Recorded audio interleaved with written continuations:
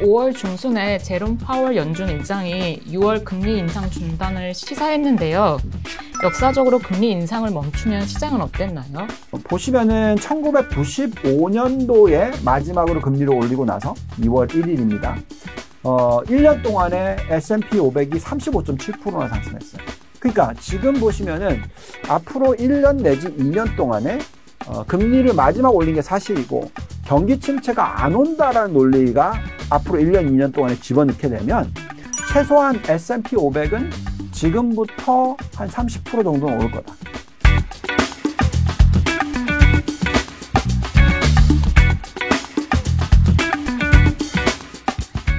안녕하세요. 월가월부TV의 박윤혜 기자입니다.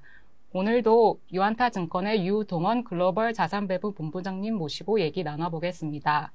1부에서는 빅테크 위주로 오르고 있는 시장 진단 및 전망, 2부에서는 요즘 주목받는 ETF와 업종에 대해 다루겠습니다. 안녕하세요. 안녕하십니까. 지난 한 달 시장 정리해 주시고 앞으로 네. 한 달 시장 어떨지 전망해 주세요. 네. 자, 시장 많이들 힘들어 하세요. 근데 이제 흐름은 올해는 확연하게 이 흐름 자체가 보입니다. 그래서 너무 걱정을 많이 하시지 않으셨으면 좋겠어요. 사실 미국은 계속해서 얘기해 드리는 거지만 보통 10년, 20년 이렇게 상승 주기가 와요. 그리고 한 1년, 2년 정도 큰 폭의 하락장이 옵니다. 그 사이에. 그렇기 때문에 겨우 예를 들어서 한 5% 내지 10% 정도 하락하는 것에 대한 두려움 때문에 5월 달에 팔았다가 다시 살려고 하면 놓치게 되는 거죠. 그래서 이제 지금까지 어떤 흐름을 보고 있으면은 1월, 2월, 3월 달이 굉장히 증시가 좋았었고요. 특히 성장주 위주의 상승률이 높았었고요. 그러다가 이제 4월 달에 일부 성장주들 중에서 퍼포먼스가 좀 쉬었다가 다시 이제 5월 달에 들어오니까 성장주들의 퍼포먼스가 들어오고 있어요. 그래서 연초 대비해서 수익률을 한번 보시면은 S&P 500이 연초 대비해서 한 9% 정도 올랐거든요. 근데 나스닥은 그거의 2배 이상, 21% 가까이 올랐습니다. 그래서 그만큼 지금 성장주의 퍼포먼스가 S&P 500보다 훨씬 높게 나오고 있고요. 그러니까 나스닥 같은 지수가 앞으로 그러면 이제 여기서 셀린 메이라고 생각하신다면 그래서 이제 대형 기술주라든지 많이 올랐던 종목들을 던지시는데 그거는 지금 노 전략, 그러니까 절대로 하면 안 된다라고 말씀을 드리고 있습니다. 그 이유는 앞으로 이 성장주들이 얼마나 상승을 할지, 나스닥이 상승을 할지 하는 부분에 있어서는 물론 우리가 완전히 비교할 수는 없어요. 그렇지만 2011년도에 이 부채한도 위기 이러면서 그 이후에 이 부채한도 위기가 지나가면서 경기 침체가 오지 않았었을 경우에 시장이 그 후에 2년 동안에 70% 정도 상승을 하거든요. S&P 500이. 그래서 전체 지수도 상승할 수 있는 그 가능성이 있고요. 물론 70% 올라간다는 얘기가 아니고 펀더멘탈적인 차원에서는 연간 S&P 500 기준으로는 두 자릿수, 그러니까 한 10%에서 15% 사이 정도. 이 정도 올라갈 수 있는 여력이 있다 보니까 시장을 팔면 안 되고요.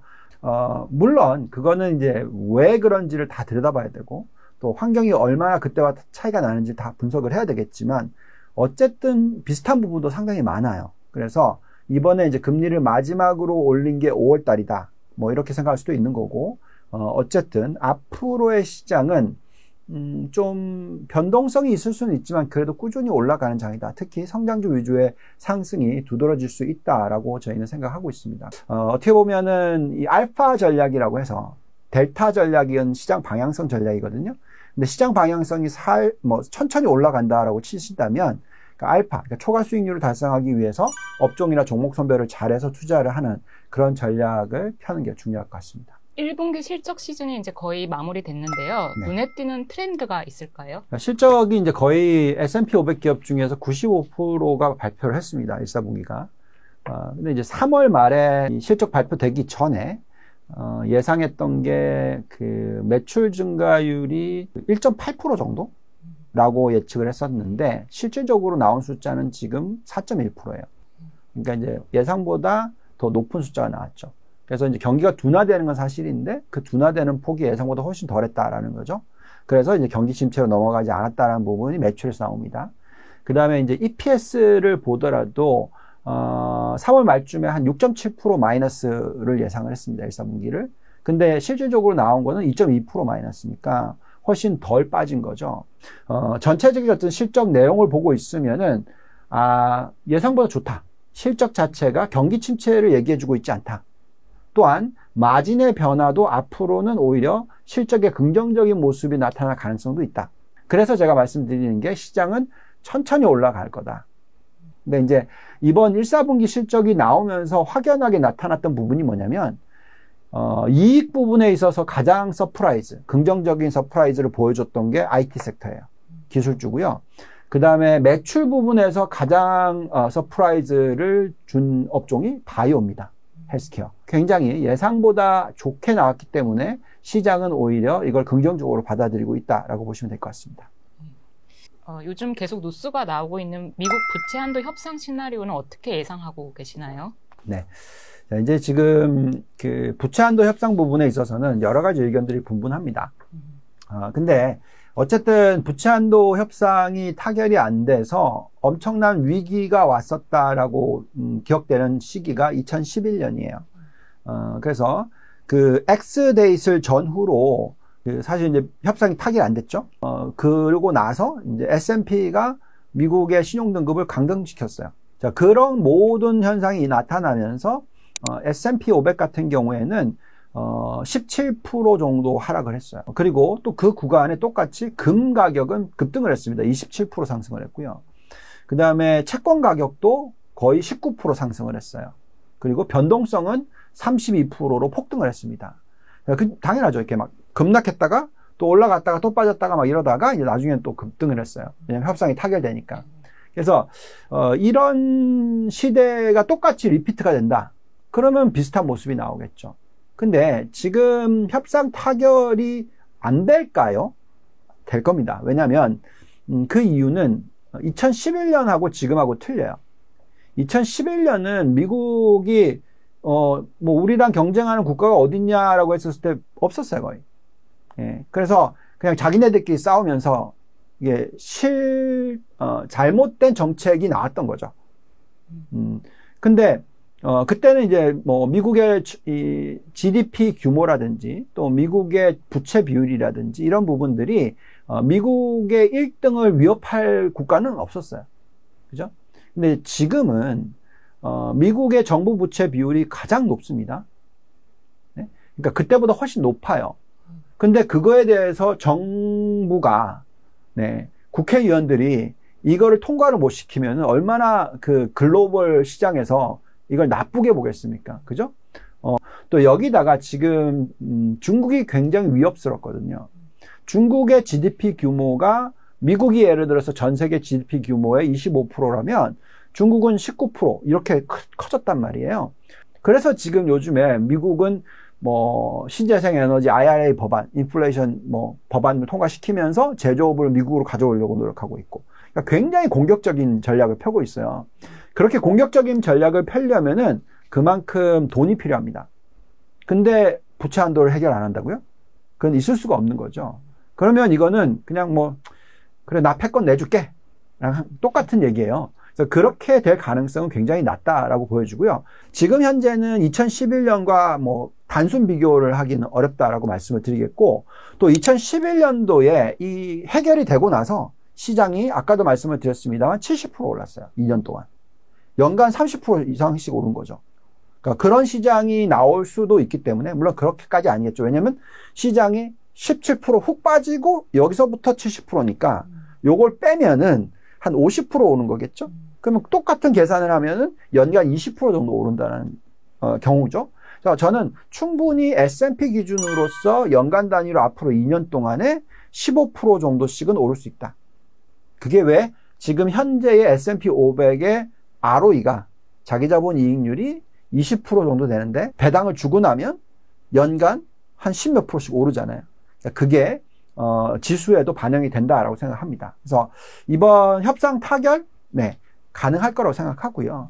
물론 뭐 좀 어려움이 있을 수는 있겠지만 당연히 타결될 거고 그 이후의 시장은 긍정적으로 보시는 게 맞다. 이렇게 말씀을 드리겠습니다. 올해 들어서 빅테크 상승세가 정말 무서운데요. 정고점을 뚫을 수 있을까요? 네. 글쎄요.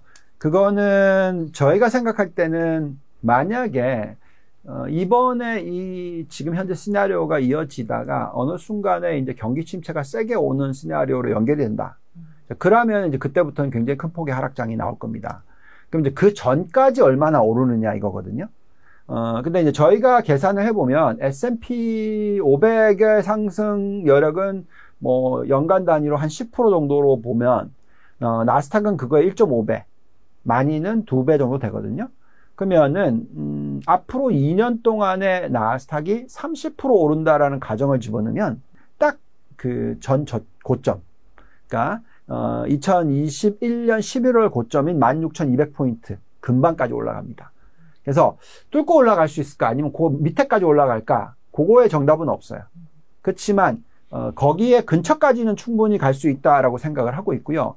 1995년도와 비교를 저희가 좀 많이 하는데, 그 이유는 지금이 어떻게 보면은 그 IT 혁명에 있어서 1995년도에는 인터넷이었다면 이번에는 AI다. 뭐 이렇게까지 얘기를 하고 있거든요. 그래서 S&P 500보다도 훨씬 나스닥이 더 많이 오를 수 있을 확률을 생각을 하시고, 저희가 지금 잔존가치 모델로서 계산했었을 때는 나스닥은 연간 한 미니멈 15%에서 맥시멈 20% 이상의 상승률을 보이는 1년씩 더 할 수 있다. 그렇게 본다면 아마도 가능하다면 전 고점은 뚫지 않을까. 그 정도로 저희는 보고 있습니다. 5월 중순에 제롬 파월 연준 의장이 6월 금리 인상 중단을 시사했는데요. 네. 역사적으로 금리 인상을 멈추면 시장은 어땠나요? 네. 지금 5.0에서 5.25의 금리에서 정말 많이 올리면 5.25에서 5.5까지. 그게 끝이고요.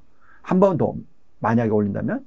그리고 그렇지 않다 그러면 그냥 여기서 그냥 이대로 놔두다가 연말에 갔었을 때 한 번 금리를 내리거나 아니면 2번 정도 내리거나 요 정도로 지금 보고 있습니다. 저희도 그 가능성에 있어서 충분히 그럴 수 있다고 생각하고요. 근데 이제 연말에 내릴까 아니면 내년 초에 내릴까는 좀 지켜봐야 된다.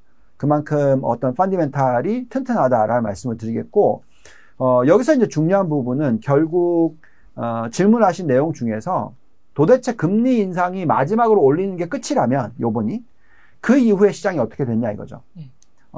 그러면 이렇게 계산하시죠.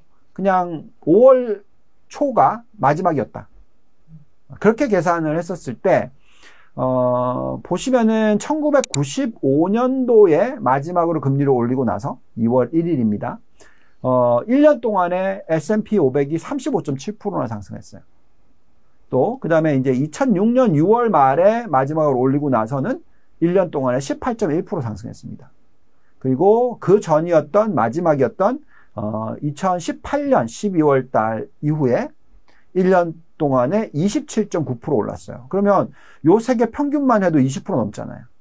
그럼 앞으로 1년 동안에 추가로 20% 올라가야 된다. 뭐 요 정도 숫자가 나오는 거고요. 실질적으로 그런데 그리고 나서 몇 년이 지나고 나서 이제 고점이 만들어지고 급락이 나옵니다.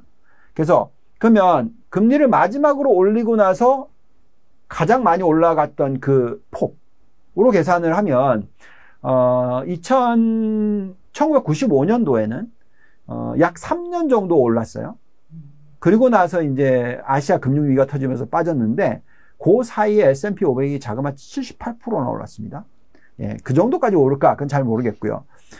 근데 이제 그 이후에 2006년도도 32% 올랐습니다. 그러니까 지금 보시면은 앞으로 1년 내지 2년 동안에 금리를 마지막 올린 게 사실이고 경기 침체가 안 온다라는 논리가 앞으로 1년, 2년 동안에 집어넣게 되면 최소한 S&P 500은 지금부터 한 30% 정도는 오를 거다. 2년 동안에 그 정도는 오를 수 있다. 그런 식의 어떤 계산을 하시는 게 좋지 않을까 이런 생각이 듭니다. 향후 1, 2년 후에 인플레이션과 금리는 어떻게 될까요? 네, 참 어려운 질문이신데 우선 이제 시장과 연결시켜서 좀 얘기를 하자면요. 과거에 1960년대에서 80년대까지도 인플레이션 우리 전에 얘기했었을 때 이제 낙타등 얘기했잖아요. 예, 그래서 한번 올라갔다가 떨어졌다가 또 올라갔다가 떨어지고 이런 모습을 여러 번 보였어요, 과거에. 그래서 지금도 그렇게 비슷하게 만들어질 거다라고 생각하시는 분들이 많습니다. 근데 좀 중장기적으로 놓고 보았었을 때 저희의 판단은 주거비 요 부분만 제외하면은 이미 인플레이션은 3% 밑으로 잡혔다. 예, 이렇게 보고 있습니다. 근원이든 헤드라인이든. 근데 이제 이 주거비가 이제 언제 잡히느냐 하는 건데, 이번에 나온 데이터를 보면은 주거비가 이제 잡히기 시작했다라는 겁니다. 그래서, 전에 말씀드렸던 거는, 그러니까 주택 가격이 그러니까 가격의 상승률이 고점을 찍고 떨어지기 시작하면 주거비도 올라가다가 고점을 찍고 떨어지기 시작해요. 근데 요거에 교차선이 생기고 나서 몇 개월 지나면은 떨어집니다. 주거비가 이제 흔히 말하는 후행 지표라는 거죠. 그래서 이미 주택 가격은 고점을 찍고 이렇게 떨어지기 시작했어요. 그렇기 때문에 이제 주거비도 이제 고점을 찍고 떨어지기 시작할 겁니다. 그래서 제가 생각할 때 이번에 앞으로 1년 동안에는 이 인플레이션 숫자가 천천히 떨어질 겁니다. 그래서 한 3%까지 내년 이맘때쯤이면 떨어질 거고요. 근데 이제 그게 다시 올라가느냐 하는 부분에 있어서는 좀 지켜봐야 돼요. 저희가 생각할 때는 만약에 인건비가 계속 5%의 상승률로 유지가 된다. 그럼 또 다시 올라갈 겁니다. 그래서 그때는 시장이 굉장히 빠르게 하락할 수도 있어요. 자, 그렇다면 이제 그 인플레이션과 금리를 연결시켜서 보면 이런 거죠. 지금 보시면은 단기 금리는 미 연준 기준금리가 5.0에서 5.25고요. 그 다음에 이제 10년 국채 금리가 3.5%를 아래 위로 지금 0.2, 0.2 정도 왔다 갔다 밴드를 유지하고 있어요. 그럼 지금 얼마냐? 3.7입니다. 올라왔어요. 그래서 요 갭이 있잖아요. 그래서 이런 추세가 가다가 언젠가는 미 연준이 인플레이션이 3%까지 떨어져 있으면 이 5%를 3.5%까지 떨어뜨리겠죠. 왜냐하면 인플레이션이 3% 미만이라면 금리를 4% 밑으로 떨어뜨려서 3.5% 사이에 둘 수도 있겠죠. 왜냐하면 인플레이션을 낮추는 효과를 가져오니까 그 정도 금리라도. 그래서 천천히 떨어뜨리는 거죠. 그래서 지금은 5%에서 아마 3.5%로 떨어뜨리는 구간이 앞으로 2년 정도가 나올 거다. 근데 중요한 것은 10년 국채 금리는 3.5에서 크게 떨어지지 않을 거라는 거죠. 인플레이션이 지금 현재 시점에 3% 시대가 유지가 된다면. 그렇죠. 그러면 아마도 금리의 추세는 향후 가장 낮게 봤었을 때, 2년으로 봤었을 때 한 3%. 가장 높게 봤었을 때가 지금 나오고 있는 한 3.7% 정도. 요런 밴드. 그래서 지금은 3.5에서 아래 위로 0.2. 그 다음에 내년에는 3.25에서 아래 위로 0.2. 요런 식으로 좀 계산하는 게 좋을 것 같습니다. 근데 이제 이렇게 계산하게 되면 어떤 문제가 생기냐면 채권에서 벌 수 있는 수익률이 그렇게 높지가 않아요. 예, 그래서 그거는 항상 생각을 하셔야 될 것 같습니다. 예. 그러면 자산 배분에서 주식 60 대 채권 40 전략은 계속 가나요? 아니면 바뀌어지나요? 6대4 전략에 있어서 최근에 나온 데이터를 보고 있으면요, 만약에 6대4 전략이 인플레이션이 3% 이상인 시대, 높은 거죠, 사실. 왜냐면, 이번에 인플레이션이 크게 치고 들어오기 전에 평균 10년 동안의 인플레이션은 1.5%밖에 안 됐거든요. 그러면 지금 3% 시대로 간다는 것은 그거의 2배 수준이라는 얘기입니다. 그러니까 인플레이션이 높다는 얘기죠.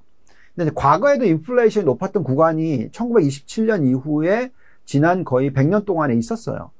근데 그 인플레이션이 높았던 시대의 6대4 전략의 수익률은 겨우 1.5%밖에 안 됩니다. 여기에 또 변동성은 12.5%나 돼요. 아래 위로. 그러니까 이 변동성에 이 정도 수익률밖에 안 나요. 그럼 이거는 굉장히 투자하기 어렵죠.